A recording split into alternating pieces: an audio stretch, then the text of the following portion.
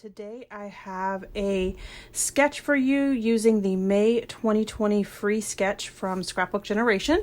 This was a part of their Rockstar crop, which was an online crop from April 30th to May 3rd. It was over National Scrapbook Day, and all of the entries are due by May 31st. So you do have a little bit of time if you wanted to enter in the challenges for this online crop. I will link it below for you.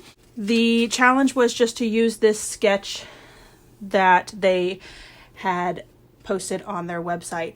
So of course I did turn it into a 2-page sketch. I am using this super old collection from BoBunny. What I decided to do was I went ahead and moved the orange piece over so that it's flush with the left-hand side of the layout, but I really kept everything else where it was. So you'll notice that once I get everything down that my photos do go over into the background piece, and I really do like the way that that has turned out. I also love the fact that I use this star background paper.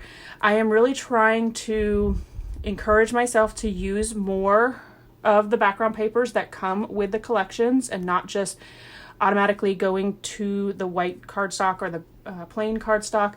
And it really has to do with the fact that I have these collections and they're super old and I want to get rid of them, basically. I want to get them used up and put them in my albums, not have them stored in my scrapbook room.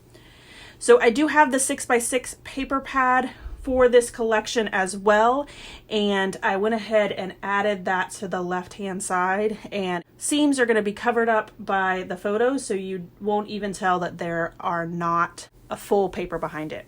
I do like to take a photo of my layout when I have lots of intricate pieces like I do in this one, just to make sure that I am somewhat in the same area when I go to put it back together.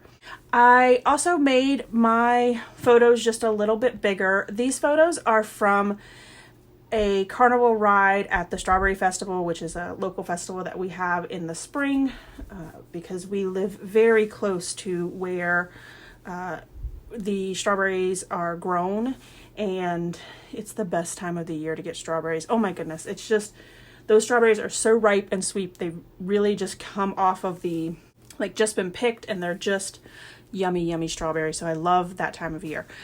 So the boys rode this ride. Is called the Super Shot, and so it's a kiddie ride in the sense of like it's, you know, doesn't go as high as some of the bigger rides would be, but they had a blast going up and being shot up in the air. If you notice on the left-hand side of the layout, I kind of mimicked or did a very similar layout of the photos on the left-hand side. So I have the two photos and that are on top of each other, and then the one to the right. And if you look at the right-hand side of the layout, it's very similar. I have the two photos that are right on top of each other and then one to the right. So even though the photos are a lot larger on the left-hand side, they do tie together with the right-hand side of the layout. I wanted some really big scallops for the right-hand side. I think that's basically what the sketch called for. And so what I did was I went ahead and cut out circles and then just cut them in half and added them to the right-hand side.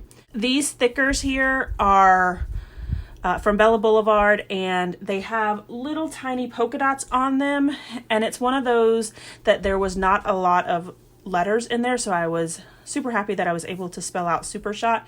And I love the fact that that E is just super fat. I don't know any other way to explain it, but it just has a different feel to it in regards to the other letters there. So it's like nowhere near the size of the O, and I just like the contrast of those two.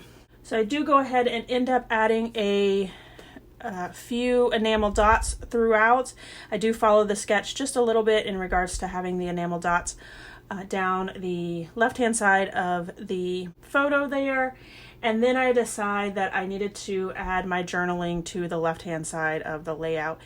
And I pulled out this tag that is white, and it has little hashtag marks on it, like little X's or crosses.